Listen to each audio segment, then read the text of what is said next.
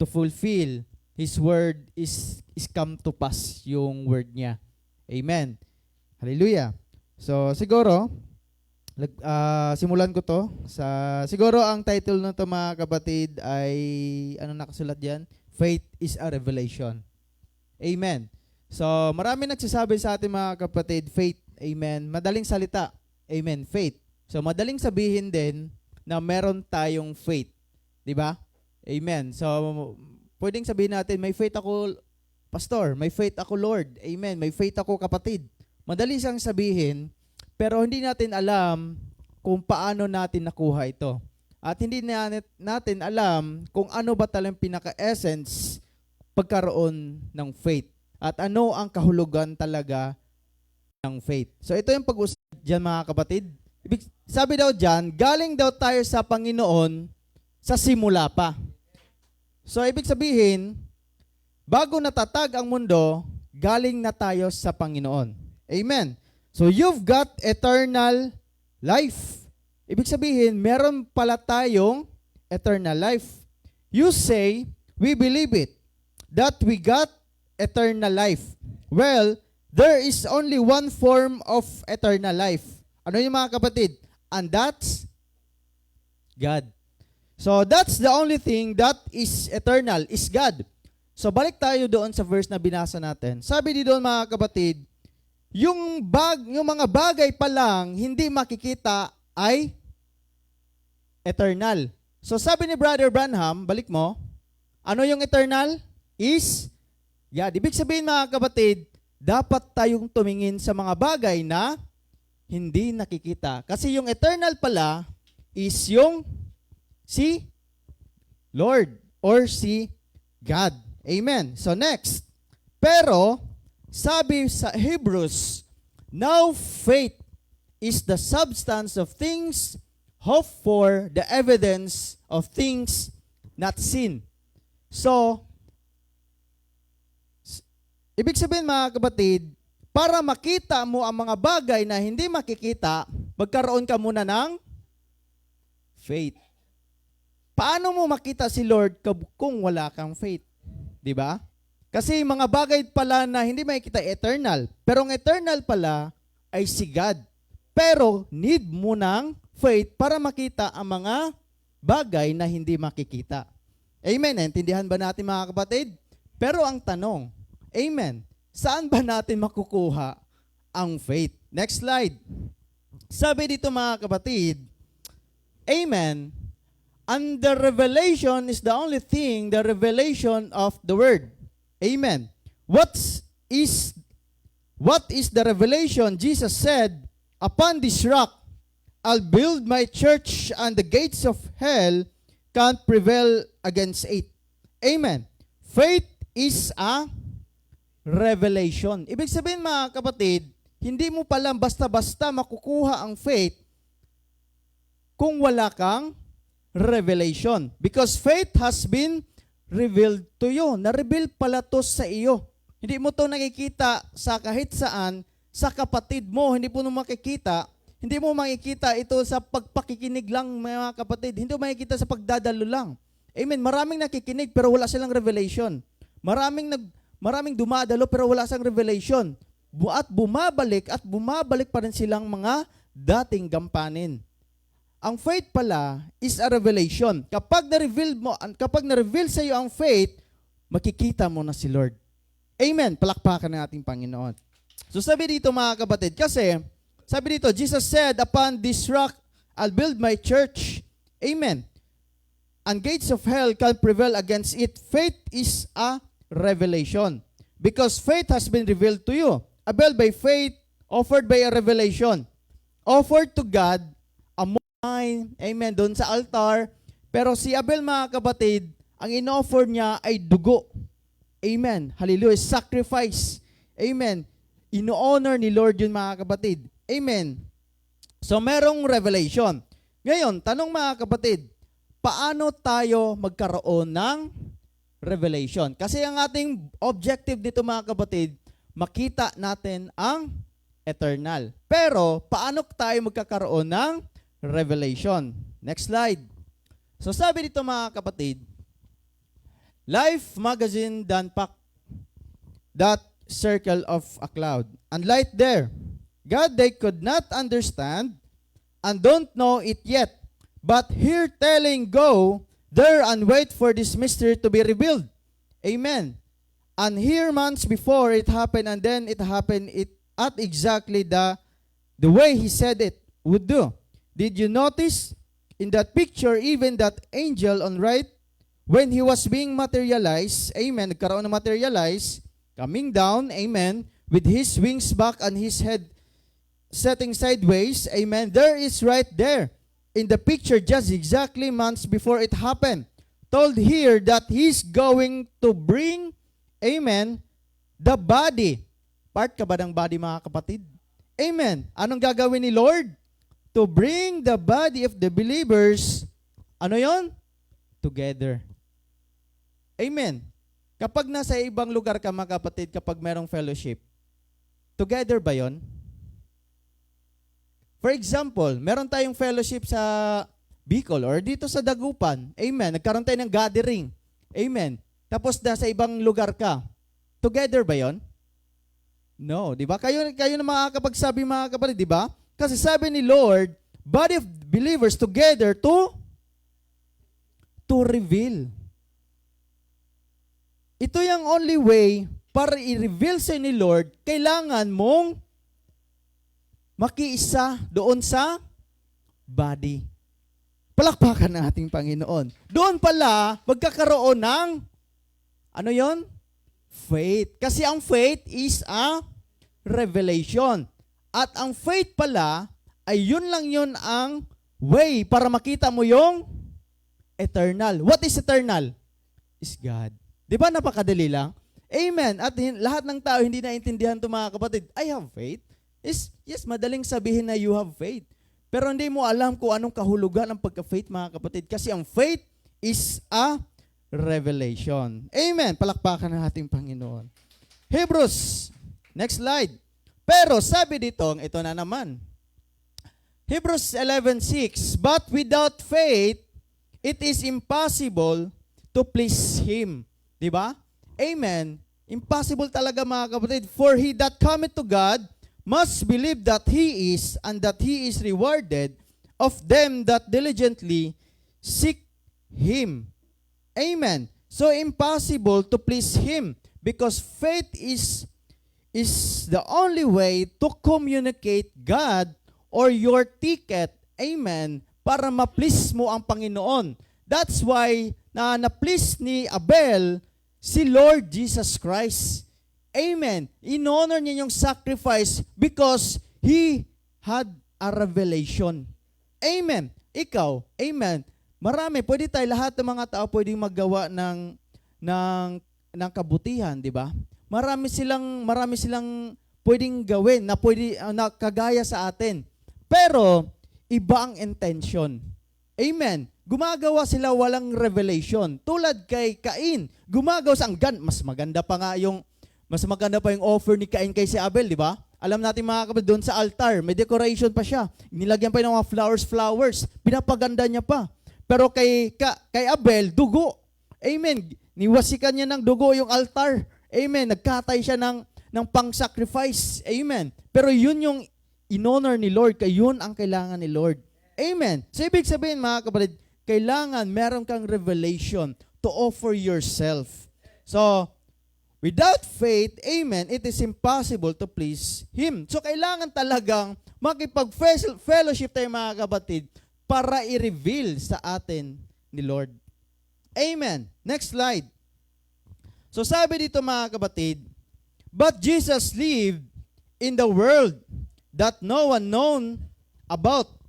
He was an odd person. Talagang kakaiba si Lord. Amen. Kakaiba ka ba, mga kapatid? Kakaiba ka ba? Amen. Kailangan mo maging kakaiba sa mundong ito, mga kapatid. Kapag hindi ka kakaiba, pero parang katulad ka din sa kanila, hindi ikaw to. Hindi para sa iyo to.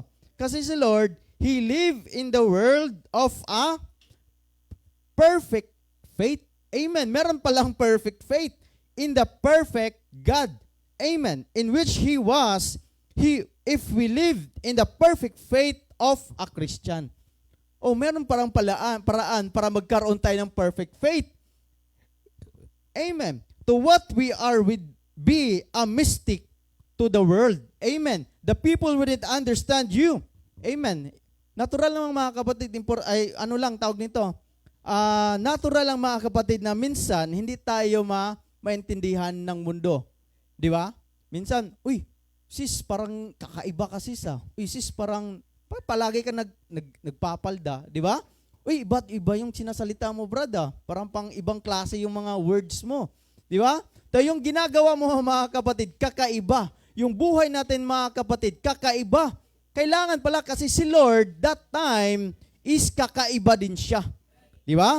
So, kapag kakaiba ka mga kapatid, amen, you have a perfect faith of a Christian.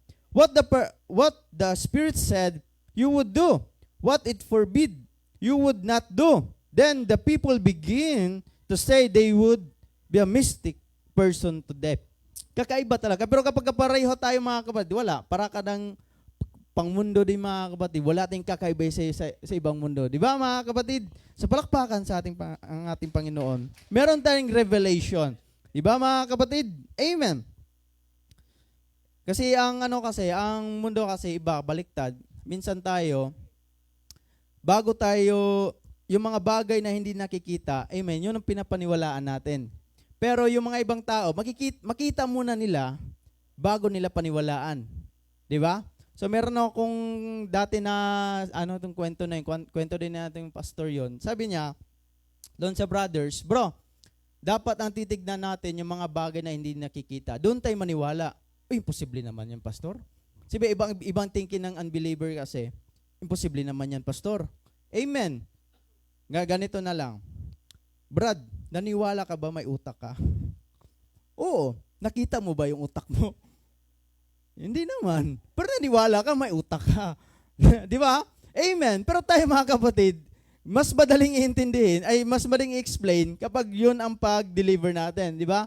So, sa ating mga kapatid, naniwala tayo kay Lord mga kapatid. Amen. Sa mga bagay na hindi nakikita. Next slide. So, mga kapatid, sabi daw dito, have a perfect faith in perfect God. Amen. So, kapag may perfect faith pala tayo, amen, in the perfect God, hindi ka ba perfect?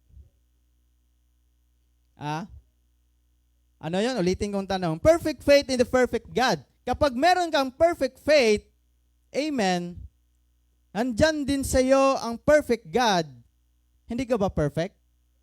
Perfect. You are perfect, mga kapatid. Ang mundo lang ang nagsasabing, we are not perfect. Amen. Nagkakamali din tayo. No. Hindi ka magkakamali. Dapat lagi mong sabihin sa sarili mo, amen, dapat lagi natin sinasabi sa bibig natin, hindi ako magkakamali. Amen.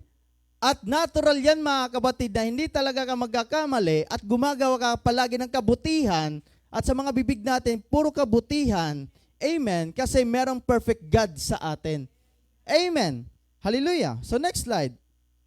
And so, when a man lives by faith and walk by faith, amen, substance faith, he is isolated from the entire world. Talagang nag-isolate tayo mga kapatid. Kakaiba talaga tayo. Amen. And becomes a new creature in Christ. Amen. There now, you're getting to bride material. Amen. Kapag nagkaroon pala ng faith, amen, magiging bride material ka na.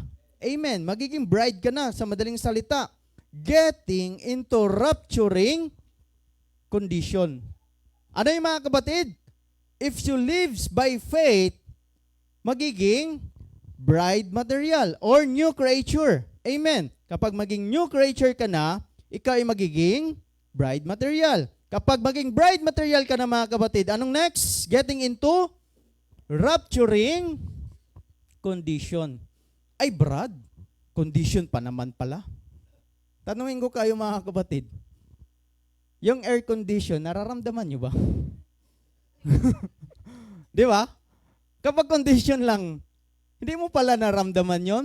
Tanungin ko kayo, naramdaman nyo ba dyan banda yung air condition? Di ba? Amen. Ibig sabihin mga kapatid, hindi ito condition lang. Ito ay nararamdaman mo that you are raptured person. Palakpakan natin, Panginoon. Hindi lang ito condition. Air condition na naramdaman nga natin, di ba? Air condition, naramdaman mo, ang lamig. Lamig naman talaga ngayon. Di ba? Amen. So, yun mga kapatid, napakadaling salita. Amen. Hallelujah. Next slide. So, malapit na mga kapatid kasi short lang ito. Amen. James 2:26. For as the body without spirit is dead.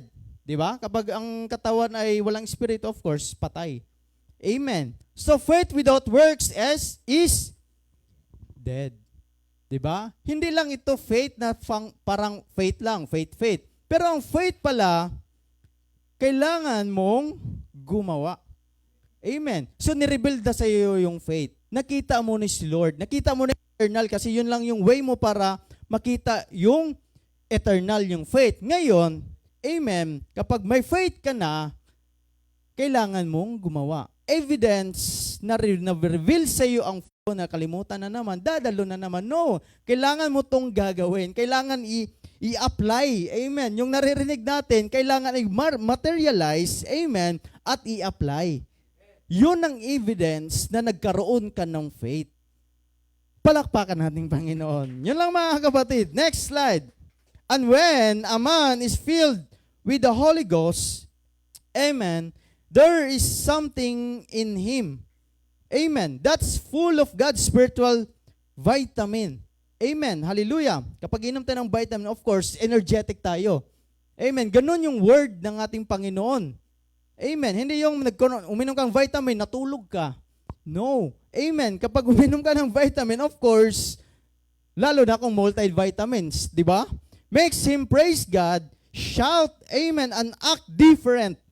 Amen. Because why? He is no longer earthbound. We are no longer earthbound. Sabi ko na sa mga kapatid, sabi ko nga kanina, tinawag ka ng Panginoon before the foundation of the world. At sinabi na ni Lord sa iyo kung anong gagawin mo before pa na-fulfill ito or before pa dumarating araw na ito mga kapatid, alam mo na yung gagawin mo. Kasi sinabi na to ni Lord. Sabi nga mga kapatid, palagi natin na naririnig sa preaching, nagka-amnesia tayo. Alam mo yung amnesia mga kapatid? Nakalimutan natin kung sino tayo. When you meet the Word of God, doon tayo na-awaken. Doon tayo na-quicken mga kapatid. Hindi pala ako kabilang sa mga mundong ito. Hindi pala ako kagaya nila. Kakaiba pala ako mga kapatid. Amen. In-isolate mo pala yung sarili mo mga kapatid. Ako pala ay bride ni Christ. Ako pala ay asawa ni Christ. Amen. At ni-revealed sa iyo yun mga kapatid. Amen. Hallelujah. So sabi dito, makes him praise God, shout and act different because why? He is no longer earthbound. He is in heavens, sailing around in heavenly places in Christ Jesus. Palakpakan na ating Panginoon. Amen. Hallelujah. The evidence na filled ka ng Holy Ghost ay meron kang ginawa. Amen. Kapag wala kang ginawa at wala kang nagkaroon ng ambag sa body, amen, hindi ka na-filled ng Holy Ghost. Amen. Yun lang evidence mga kapatid. Next slide. But God, sabi dito mga kapatid, in the spiritual achievement, dito sa countdown, but God in the spiritual achievement is going forward. Always forward. Not going backward. Kapag ikaw ay na-born again mga kapatid, you don't need to go backward. Always forward tayo mga kapatid. Alam niyo ba kalimutan ko yung pangalan yung sa history. Amen. Si kalimutan, yung kinongkor niya buong mundo. Alexander. Alam niyo ba si Alexander mga kapatid? Kapag siya ay nagko-conquer ng iba't ibang kingdom, amen, habang naglalakbay sila, amen, lahat ng bridge o lahat ng tulay, sinisira nila. Lahat ng madaanan nilang bridge, sinisira nila. Bakit? No turning back. Ibig sabihin mga kapatid, wala na silang babalikan. Hindi na sila uwi. They're always forward. Doon tayo mga kapatid. Kapag na-born again ka mga kapatid, Di mo na kailangan, amen, balikan yung dating ikaw. Di mo na kailangan uminom ulit. Di mo na kailangan na manigarilyo ulit. Di mo kailangan magsuot ng mga ganitong apparel. Amen. You are new creature, brand new unit. Alam niyo yung brand new unit? Kapag brand new unit, brand new talaga. Ibig sabihin, bago. Hindi itong bagong sira. Bago ka talaga, mga kapatid. Palakpakan ng ating Panginoon. Amen. Looking into the Word. Amen. Not going backward. He is going forward. Looking into the Word and believing the promises for things that never has come yet. Amen. For the spiritual revelation to manifest the spiritual things. Of course, mga kapatid. Amen. God has promised. He sees that them come to pass just as the scientists in the laboratory are working on the different things. To help man taking creation, the spiritual man is always looking forward. Amen. To something that God promised that has never yet been created. The natural man looks backward. Uy, ang natural man pala looks backward. O, alam natin maraming, di ko maintindihan yung mga pastor, ay, sorry mga kapatid pero minsan nakikinig kasi ako, they're always, maganda din pakinggan yung mga heroes of the Old Testament and the New Testament. Amen. Maganda pakinggan ang mga testimony, maganda pakinggan nung nangyari. Pero tandaan nyo mga kapatid, yung binasa natin doon sa Hebrews mga kapatid, now faith. Ano yung now faith? Napaka-importanting yung now. Nasaan yung faith or nasaan yung faith nyo mga kapatid? Sa kasulukuyan ba? Or sa ngayon? Or sa hinaharap? Sa ngayon. Kasi sabi sa Hebrews, thou faith, naka-importante yung now. Kasi kailangan ng faith natin is now. Amen. Hallelujah. Ibig sabihin mga kapatid, hallelujah, amen, ano ang mensahe sa kapanahunan ngayon?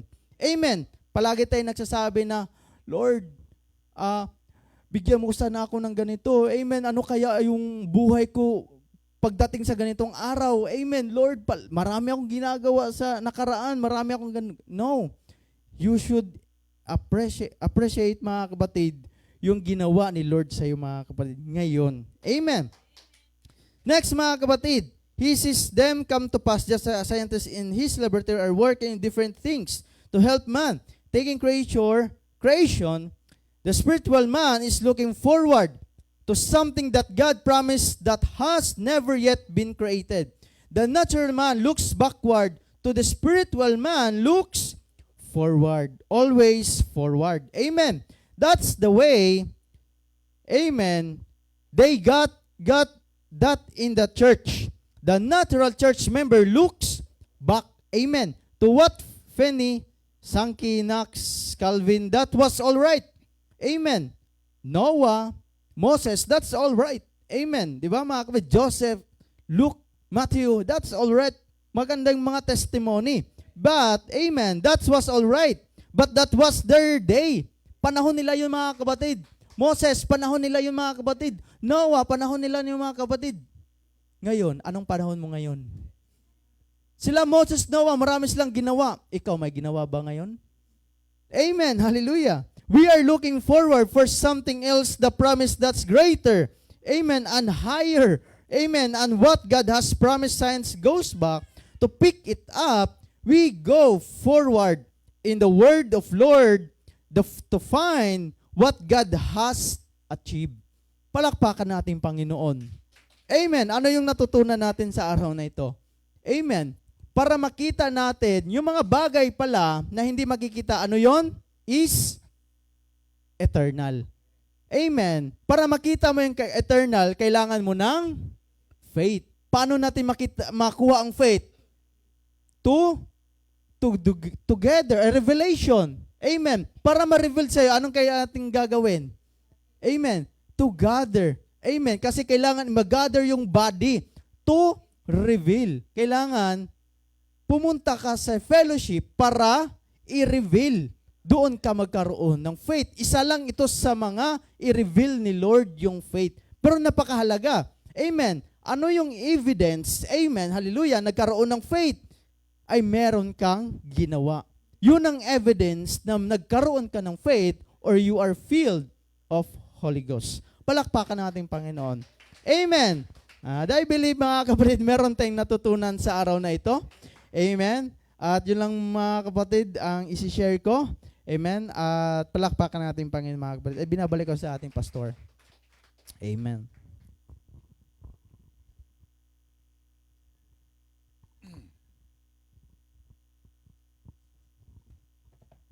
May faith ba kayo? O puwit?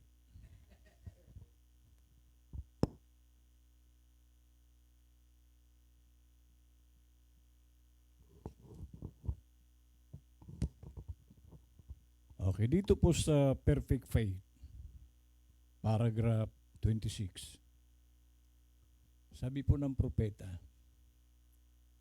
now we want to speak now upon faith and a different type of faith. Perfect faith. That's a great thing, sabi niya. Now, faith, we are told in the Bible, faith cometh by hearing. Pag lagi kang absent, yung faith mo, uurong yan. Kasi ang faith, pumapasok ito sa atin sa pamamagitan ng laging pakikinig. Tingnan nyo, doon sa tumbor kahapon, mga simple lang yung tinuruan ko kahapon. Pero, nung nakikinig na sila, nagustuhan na nila. Pero dati wala naman silang sa Bible. So iba talaga yung pakikinig.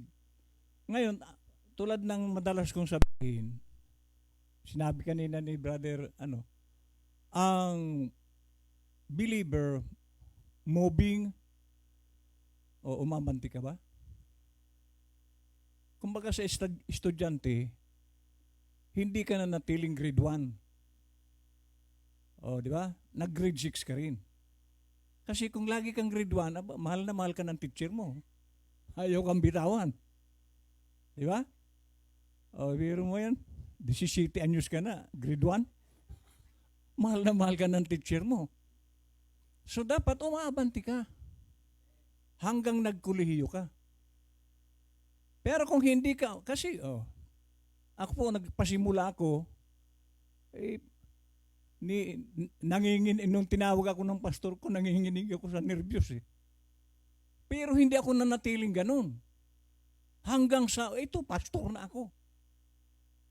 Iyan po ang ibig ko sabihin na, aabanti ka. Hindi ka mananatili doon sa laging sa huli. Kasi ang Kristiyano talaga, nakaano yan sa pag-abanti. Hindi pa atras. Kaya kung, halimbawa, ngayong buwan na ito, ilang beses kang dumalo? 4. Di ba? O baka naman sa susunod na taon, idagdag mo na ang Friday. Kaliwa, puro na lang linggo ang dalo mo. Kung umaabanti ka, kukunin mo na rin yung Friday. Pero kung wala pa rin yung Friday, ibig sabihin, hindi ka pa umaabanti. So, ganun lang kasimple. Kailangan tayo aabanti. Now, sabi po rito, now you cannot be saved.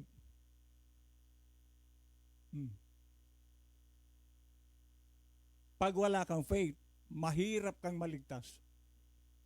Kasi nga, hindi ka nga umaabante. Paano ka maligtas na? Hindi ka umaabante.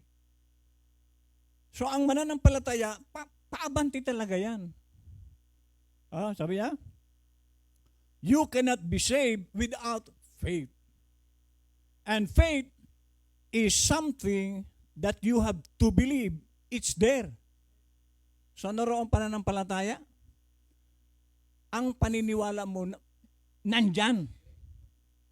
Ano ang sabi kanina?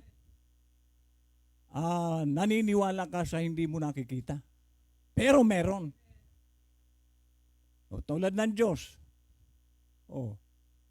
Naalala ko tuloy yung nagdebate doon sa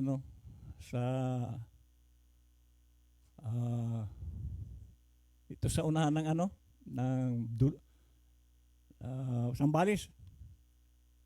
Ang pinagdidebatihan nila, yung isa, walang Diyos.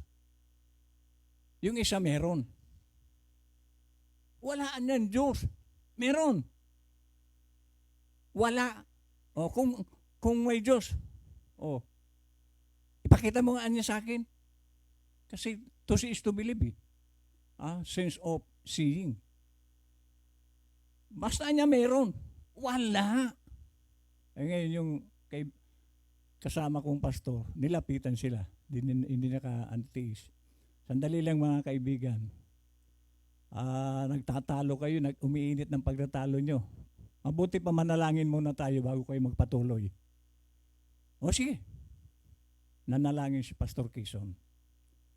Lord, narinig mo ang debate ng dalawang ito. Yung isa naniniwalang may Diyos, yung isa ayaw maniwala. Panginoon, ito pong hindi naniniwalang may Diyos. Patubuan mo siya ng maraming bukol mula paa hanggang ulo. Teka na. Ano? Bakit? Ba't ganyan ang prayer mo? Ano ang problema sa prayer ko? Ang prayer mo, patubuan ako ng maraming bukol. Di ba wala naman Diyos? Paano kung meron? Natakot din pala siya. So, sa isip niya, paano kung meron nga naman Diyos? Magkakabukol-bukol ako. So, kasi marami pong tao kasi na ayaw talagang maniwala.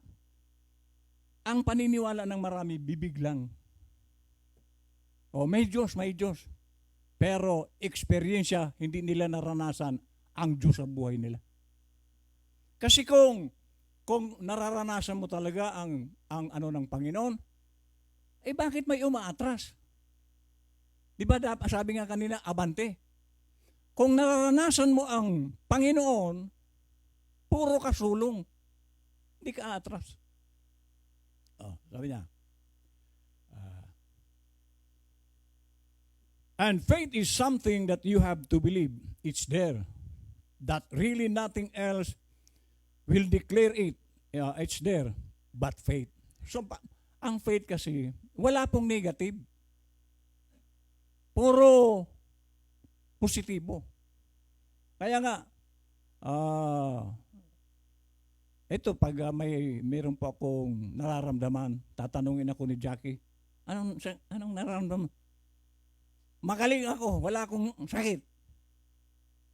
Maya-maya, wala na. Kasi pag sinagot ko siyang, medyo masakit ang ganito. Yan na ang pasok ni Satanas. So, ang isang mananampalataya, hindi po yan nagsasalita ng negatibo kung mananampalataya yan. Lalo yung sinasabi mo, walang pera, ayos ka na. Di ba? Nagsasalita ba kayo ng walang pera? Ayos ka na.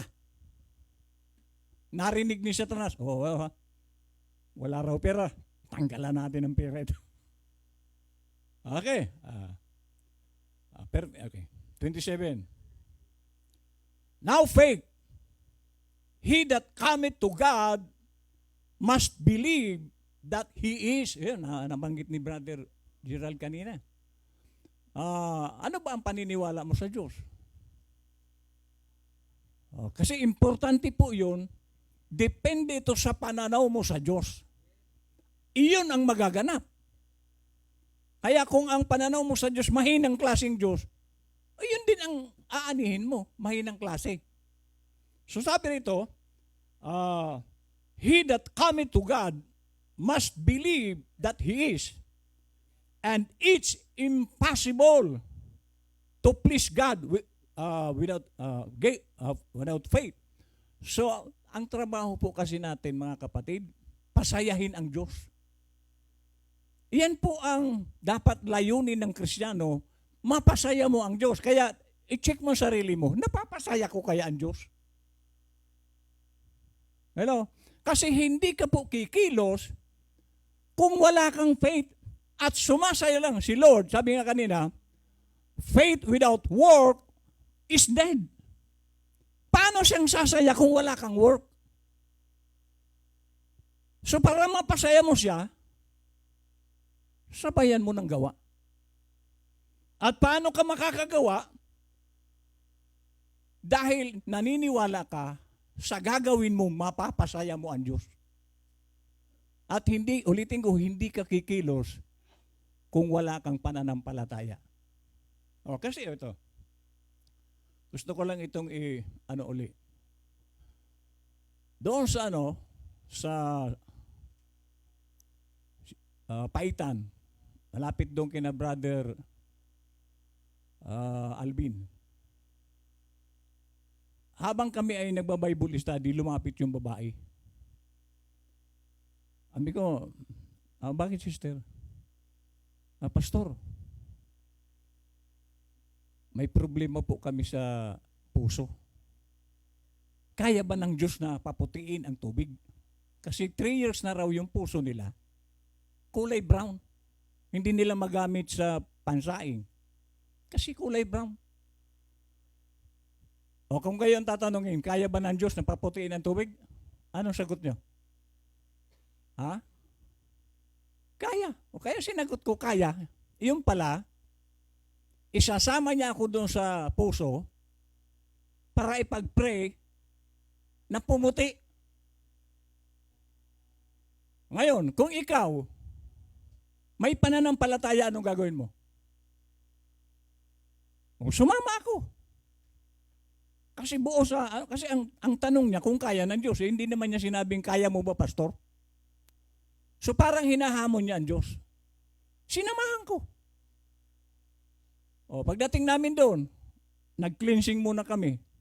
Kasi kaya ganyan ang mga tubig minsan, may mga sumpa yan.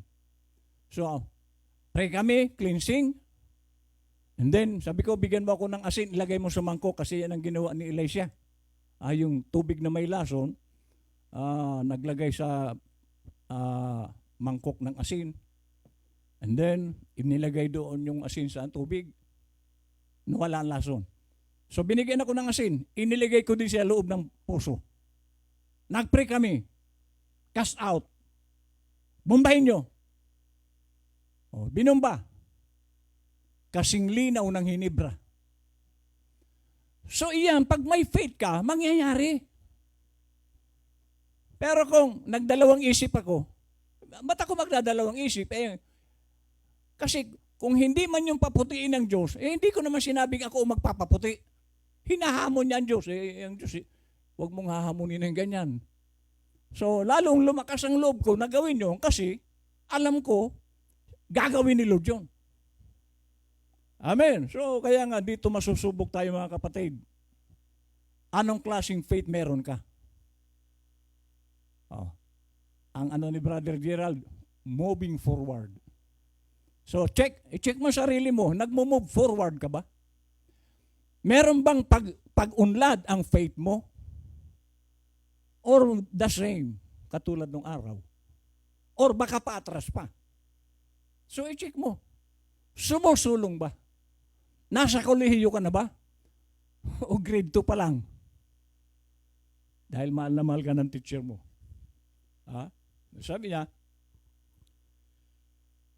and if you say you believe God, you have never seen Him. Ayan, hindi mo hindi mo pa nakikita ang Diyos. At para makita mo ang Diyos, anong kailangan? O, di ba, pastor, paano makikita ang wala naman? Hindi mo, paano mo makikita ang isang bagay na ano? O, di ba sabi ko sa inyo nung linggo na ang wala ay nakikita? Paano mo makita ang wala? Pumikit ka. O, pagpikit mo, o anong nakita mo? Wala. O, di nakita mo ang wala. How much more ang Diyos? Ngayon, ang Diyos kasi ganito. Wala pong sino mang pwedeng mag-create. Wala. Kahit damo, damong maliit lang. Yung damong buhay, hindi mo ito kayang gawin. Diyos lang ang pwedeng gumawa niyan. Pag isang bagay na may buhay, Diyos lang. Halimbawa, ang creation ng tao, eroplano, may buhay ba yan? Pagdating ng araw, kakalawangin na yan. Pero ang Diyos, may eternal siya. Although meron ding mga temporal. Pero basta't may buhay, si Lord yan.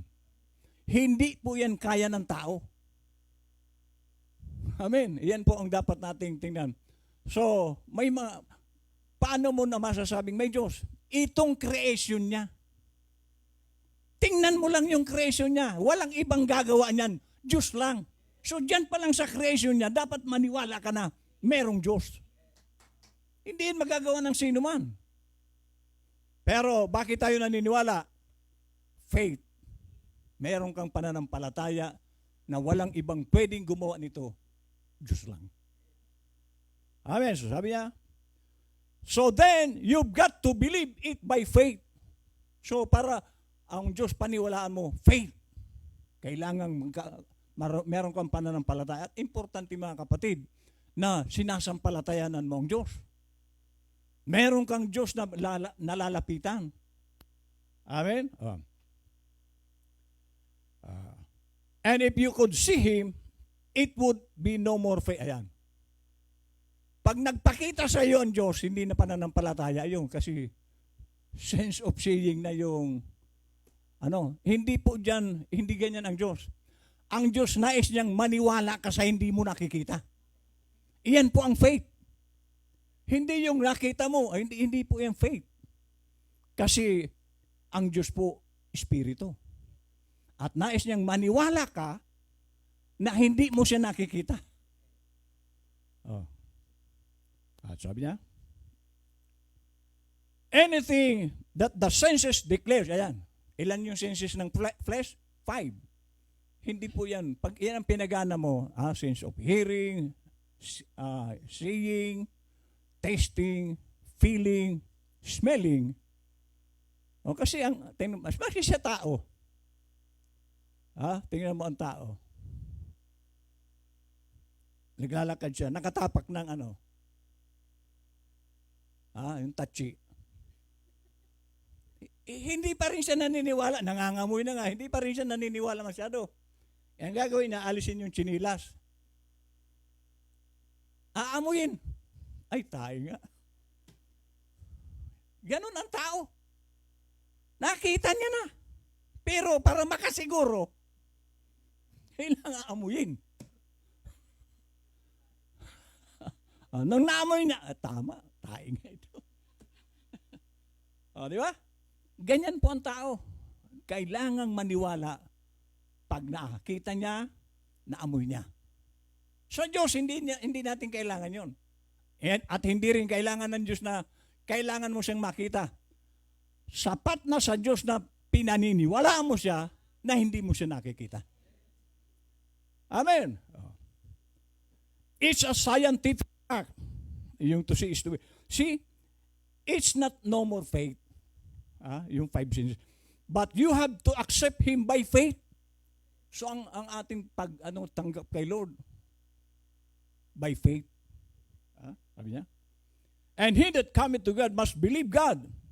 And faith comes by hearing the word of God. Kaya nga, napakahalaga mga kapatid, lagi kang nakikinig. So, paano ka makikinig naman? Absent ka. O, paano pananampalataya mo? Wala ka naman sa fellowship. Hindi ka susulong, hindi ka aabante. Kasi lagi kang absent. At sabi ko nga sa inyo, sa school, sa mga nag-aaral, kahit gaano ka katalino, sabihin na natin, lagi kang magaling sa exam. Pero kahit gaano ka katalino, kung lagi kang absent, hindi ka makakapasa. Alam niyo ba yan? Sige, matalino ka. Lagi kang absent, hindi ka makakapasa. So, ganun din dito. Kung lagi kang absent dito, paano tatatag ang faith? Paano kang susulong? Lagi kang patras. So, kaya nga napakahalaga, kapatid, lagi kang nakikinig. Huwag mong kalilimutan ang araw ng fellowship. Friday po at Sunday. Huwag na sa Friday, Pastor. O bakit? Ano bang wala sa Friday? Wala bang mensahe pag Friday, dahil Friday, pareho mayroon. At sabi ko nga sa inyo, ang wala lang sa Friday, tithes and offering. So kung gusto nyo parehuin natin, di ba bigay din kayo sa Friday? Sister Faye, okay lang. Para parehas na. O may praise and worship ng pag Friday. May aral. Ang wala lang, tithes and offering. Kaya kung gusto nyo ipares, lalo hindi ako dadalo ng pastor. And you must come to God by the word. See? Just take the word, what it say. Ayun. Nabanggit ni brother to kanina. Kung anong naririnig mo, kunin mo, ibuhay mo. And that's right. Okay. Everything else contrary to it is not right. Mahaba po ito, pero kukuha na lang po ako ng ano. Ito para makita niyo yung moving forward. Sabi niya sa 28. Abraham had to believe just what that voice told him. So, si Abraham, bagamat dinalaw si Abraham ng tatlong tao, pero yung pong isa si Melchizedek, yung dalawa si Gabriel at si Michael na nag-form sa tao. Okay. Pero nagsalita sa kanya ang Diyos. And when he was 100 years old, 25 years later, 100 years old na si Abraham, and after, sabi niya, 25 years later, sabi niya, he was stronger believing it than he was 25 years ago. So ang faith ni, kasi nangako ang Diyos kay Abraham ng anak. So yung faith niya, sa palagay niyo mga kapatid, halimbawa may hinihingi ka kay Lord, 2 taon na nakalipas, yung bang faith mo hindi umurong? Tapos 3 taon na, 5 taon na, hindi pa dumarating yung hinihingi mo, hindi kaya umurong ang faith mo? Pero sabi rito, 25 years, hindi nagbago. At sabi pa rito, he was stronger believing it. Araw-araw habang tumatagal yung pangako na wala pa. Kasi binigay ang promisean after 25 years. O kung ikaw ito, baka yung 5 taon, i-atras mo ng faith mo. Pero si Abraham, 25 years na naghintay, hindi nagbago ang pananaw niya sa Diyos. Sabi ni Abraham, alam kong ibibigay yung pangako niyang anak. After 25 years, binigay. Gusto ko makita natin dito si Abraham, hindi nagbago, lalo lang lumakas. So pag tayo may hinihingi at wala pa, maghintay ka. Basta yan ay darating. Sigurado yun. Gusto mong milyonaryo ka? Ibibigay ng Diyos yan basta maganda ang motibo mo. Anong imposible kay Lord? Yung iba, 2 years na hindi pa nangyari, yung hinihingi niya atras na. Hindi po ganyan ang mananampalataya. Ang mananampalataya, katulad ni Abraham, habang tumatagal yung pangako, lalo lang tumitindi ang pananampalataya niya. Yan pong mananampalataya. Walang atrasan dito. Hayo. Ano sabi rito? He was stronger believing it than he was 25 years ago when it was given to him. Sabi niya, he believed it and he staggered not. At hindi nagbago yung Hindi siya nawalan ng pag-asa. Basta ang pananaw niya, darating din yung pangakong anak. Kasi walang, paano naman gumana kaya ang pananampalataya nyo? Si Sarah po ay baog. At ang baog po, hindi po yung mga anak. At sabi ng Panginoon kay Abraham, manganganak ka kay Sarah. O, maniwala ka pa kaya? At si Sarah po ay 75 years old. Baog pa. Oh, pero si Abraham, hindi siya nagduda kay Lord. Bagamat imposible, pero kay Lord wala pong imposible. Yan po ang dapat nating kung may faith ka, yung yun nga ang dapat mong paniwalaan, yung mga imposible. Dahil yan, si Lord lang, sigurado ka, si Lord lang ang pwedeng gumawa niyan. Yung mga bagay na imposible. May napupulot ba? Kunti na lang po ito. Eksaktuhin natin ng 10. Sabi niya, He staggered not at the promise of God through unbelief. Hindi niya ginawa yon. But was strong, giving praise to God. Araw-araw siyang, Lord, salamat sa anak. Salamat, Lord. 24 years na ang paghintay na. Lumipas ang 24 years. Lalong lumalakas. Kung pinaabot pa ni Lord yung 30 years, maniniwala pa rin siya. Iyan po ang faith ng isang Kristiyano. But he was strong, giving praise to God, knowing that he was able to perform, Diyos siya. What he had promised. And that's the way everyone must be that way. Bawat isa sa atin dapat ganun. Na hindi nawawala yung pananaw niya na ibibigay ng Diyos yung hinihingi ko. So may hinihingi ka kay Lord, ituloy mo lang. Pero kailangan, at sabi nga, walang imposible sa Diyos. God bless.